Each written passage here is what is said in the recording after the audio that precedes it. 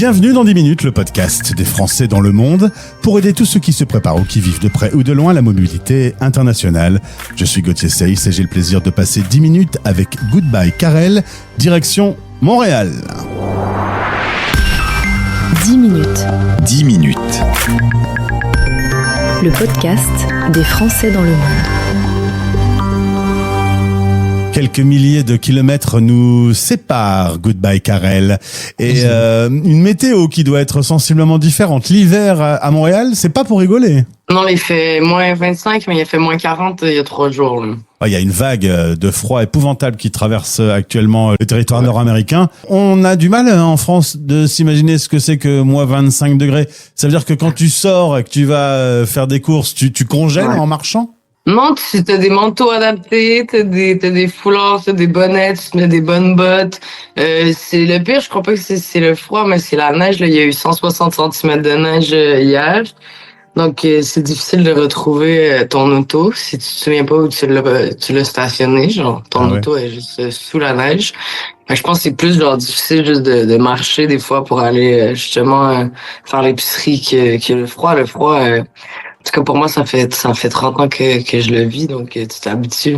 Mais pour nos auditeurs qui rêvent de vivre au Canada et qui débarquent avec leur petit manteau qu'ils ont acheté, non, ça va pas aller. Ça va pas le faire. Là. Il faut s'adapter. Là. Alors, on entend ce petit accent de Québec. L'histoire entre la France et le Québec a toujours été passionnée, très culturelle, très musicale aussi. Tu es souvent en France. Déjà 5 fois cette année, tu es venu nous retrouver pour des festivals, pour des concerts. C'est quoi cet amour qu'il y a entre nos deux pays ? Ben, moi, j'aime beaucoup la France. J'ai écrit mon premier album il y a 4 ans à Paris. Je sortais d'une relation amoureuse qui m'avait fait beaucoup de peine. Puis j'avais besoin de quitter Montréal. Donc je suis parti, je suis allé à Paris. Puis je suis resté 3 mois. Puis j'ai écrit mon premier album là-bas. Donc je pense que j'ai déjà une relation assez particulière avec la France. Après, on a signé avec une équipe française, donc ils me font faire beaucoup de spectacles là-bas. Moi, j'aime beaucoup ça. Après, j'ai hâte de faire des spectacles, je pense, dans ma ville, ou du moins dans mon pays. C'est peut-être un peu plus intimidant, comme c'est plus des gens que je connais puis qui me connaissent. Il y a quelque chose de rassurant dans le fait que les gens te connaissent pas. Mais là, j'étais très étonnée parce que j'ai fait 2 spectacles la semaine dernière à Nantes puis à Paris, puis les gens étonnamment chantaient quand même mes paroles. Donc, je suis plus incognito.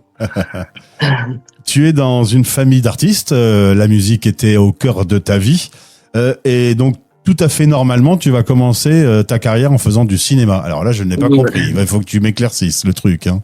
Ouais, je pense que j'avais un amour des films. Très jeune, j'avais comme cette espèce d'obsession avec les films, avec le travail d'acteur. Je pense que les films me touchaient beaucoup. Puis je pense que j'essayais de comprendre comment les acteurs font pour toucher quelqu'un à travers un écran. J'ai rencontré quelqu'un par des amis de la famille qui étaient agents d'artistes. J'ai commencé à faire ça, puis j'ai fait ça depuis que j'avais 13 ans. Mais la musique a toujours été pour moi un exutoire, puis ma façon de canaliser mes émotions. J'ai toujours été quelqu'un de très anxieux, puis ça a toujours été pour moi une façon de un peu sortir ces anxiétés-là de ma tête. C'était la musique, c'était pas le cinéma qui faisait ça. Ouais, le cinéma, à la limite, ça s'est présenté, mais c'est pas ton dada. Je pense que j'aime beaucoup.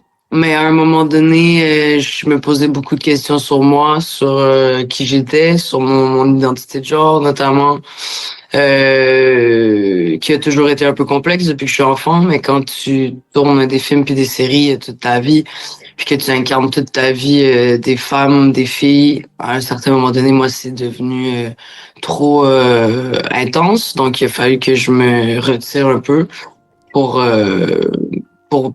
prendre soin de moi, de ma santé mentale, de comment je me sentais, de ce que j'étais, ce que j'étais pas. Puis à ce moment-là, j'ai fait mon premier album, puis j'ai pas arrêté depuis. Tu sais, je pense que c'est quand même libérateur pour moi d'avoir le contrôle sur mon projet, puis de pouvoir parler de moi au masculin si j'ai envie d'en parler au masculin. C'est ça, la musique, en tout cas, tu peux être toi-même. En l'occurrence, on parle de cet album qui est intime, avec cette voix chaude. Tu peux restituer, tu le disais, venir à Paris et même ta séparation, ta rupture, ça peut être inspirant dans le décor de la grisaille parisienne. Ça t'a inspiré d'ailleurs? Ben oui, c'est sûr. C'est sûr que ça m'a inspiré. Je me ramassais tout seul, tu sais, j'étais tout seul dans un petit appartement à Paris. Au début, j'avais pas d'amis, je connaissais personne. Il faisait plus chaud qu'ici. Il y avait des danettes. Les danettes, on n'a pas ça au Québec, puis j'adore ça. C'est ma passion. Les petits pots dessert, là? Ouais. Ah ouais, d'accord. Okay. Donc, ça, c'était réconfortant. On avait des très bons restaurants ici, mais je sais pas, je pense juste d'être dans un autre pays, loin de chez soi, ça m'a fait énormément de bien. J'ai rencontré des gens, je me suis fait des amis. Donc, c'est sûr que ça m'a aidé. J'aurais pas pu écrire cet album autrement, tu sais. Cela dit, aujourd'hui, tu évoquais ton identité de genre, tu évoquais la culture queer dans laquelle tu baignes. Tu es à Montréal, à quelques kilomètres d'un pays où il y a un monsieur tout orange qui aujourd'hui s'acharne particulièrement sur cette culture queer. Comment tu le vis? C'est très dur. Ça fait de la peine. Je pense que ça donne encore plus envie de se battre. Il y a des gens qui se sont battus avant nous. Puis je pense que c'est important qu'on continue à le faire. Mais ça me brise le cœur. C'est horrible. J'ai des amis qui se sont fait enlever leur passeport avec leur nouvelle identité de genre sur leur passeport. Ils se le sont fait enlever. C'est tout à refaire. C'est horrible ce qui se passe. On est quand même à l'abri ici au Québec, du moins pour l'instant. Mais faut rester sur ses gardes, puis faut parler. Faut parler fort, faut s'affirmer, puis on s'en va en guerre. Là. Au-delà de ce discours insupportable de Trump envers la communauté queer, il y a aussi un acharnement sur le peuple canadien. Ils veulent faire de vous un 51e État. Alors j'ai du mal à me rendre compte. Nous, on est en France, on a quand même l'océan qui nous sépare. J'ai du mal à me rendre compte comment on se réveille, qu'on entend ce gars dire un truc pareil et qu'on vit sa journée après. On est sonné, on est décontenancé, on est agacé. Je pense pas que ça va arriver, donc je le laisse parler. Je pense qu'il a envie de parler, puis il a envie de faire son spectacle. Mais j'ai pas peur de ça. Et venir aujourd'hui en France pour monter sur scène, pourquoi pas à Londres, à Berlin, quelque part, l'Europe, t'y installerais bien? Je sais pas si je m'y installerais. J'ai mon amoureuse ici à Montréal. Je rêve d'avoir une famille. Puis j'aime beaucoup Montréal. Montréal, c'est une ville formidable avec une ouverture d'esprit.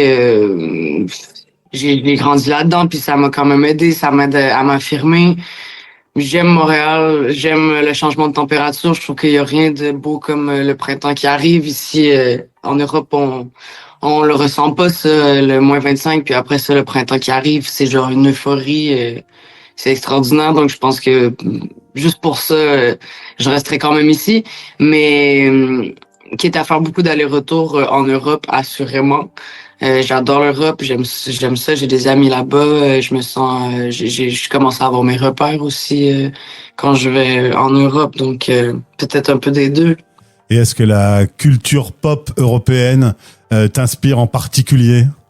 Ouais, j'aime beaucoup la culture pop française, j'aime beaucoup la culture de rap français, j'en consomme beaucoup. J'en ai 2 morceaux sur mon album, donc moi j'aime beaucoup ça. Depuis toujours que je consomme de la chanson française de France. Et quel est l'artiste que tu écoutes le plus, l'artiste français que tu écoutes le plus? J'ai commencé à écouter Ben PLG, que j'aime beaucoup. J'ai des amis à Paris, Nina, Versip et Nour, qui ont sorti des projets que j'aime énormément. J'écoute tellement de tout. Ouais. C'est vraiment difficile de... En choisir un en particulier. Ouais, j'écoute vraiment de tout. j'ai jamais vraiment eu un artiste préféré de tout, là, de tous les artistes. J'écoute de tout en même temps. J'écoute du classique, j'écoute du rap, j'écoute Bob Dylan, j'écoute tellement de choses en même temps, donc c'est trop dur à dire. Sur la radio des Français dans le monde, on entend Oxyballade. On est dans quelque chose, comme on le disait tout à l'heure, de très intime.